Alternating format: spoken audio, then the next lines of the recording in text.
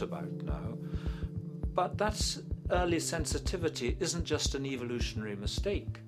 It exists again in many different species. Even seedlings, there's an early adaptive process to the kind of environment they're growing up in. But for humans, the adaptation is to the quality of social relations.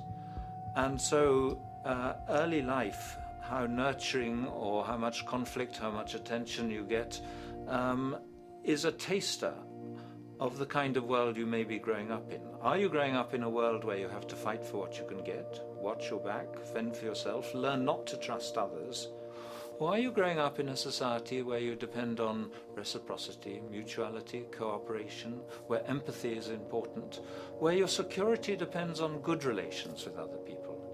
And that needs a very different emotional and cognitive development. And that's what the early sensitivity is about.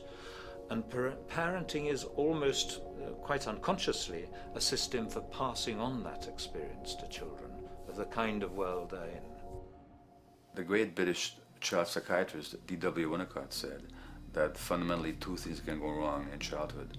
One is when things happen that shouldn't happen, and then things that should happen but don't.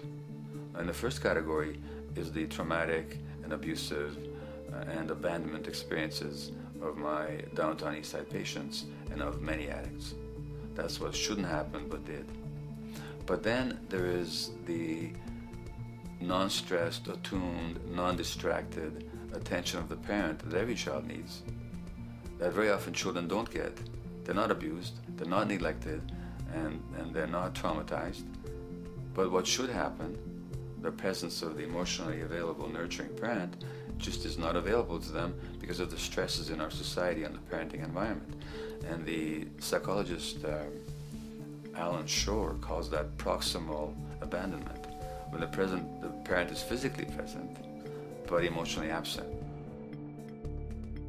I have spent roughly the last 40 years of my life working with the most violent people our society produces, murderers, rapists, and so on, in an attempt to understand what causes this violence.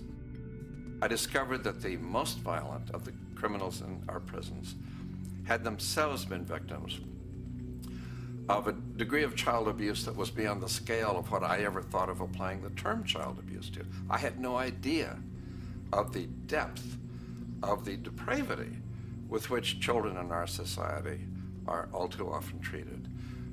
The most violent people I saw were themselves the survivors of their own attempted murder, often at the hands of their parents or other people in their social environment, or were the survivors of family members who'd been killed, their closest family members, by other people.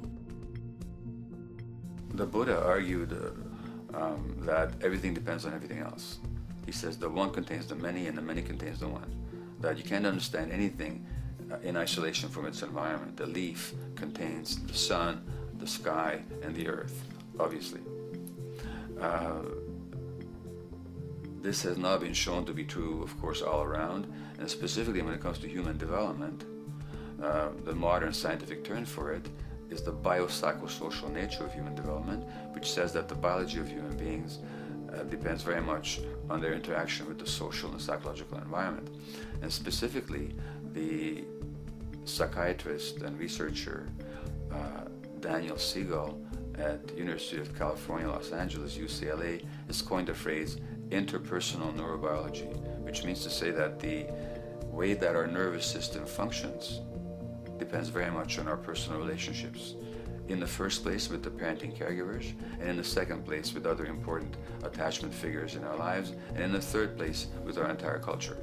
So that you can't separate the neurological functioning of a human being from the environment in which he or she grew up in and continues to exist in. And this is true throughout the life cycle. It's particularly true when you're dependent and helpless and your brain is developing, but it's true even in adults and even at the end of life.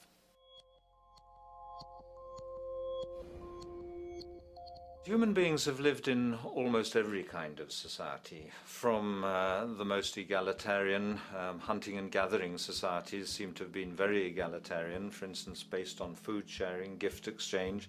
Small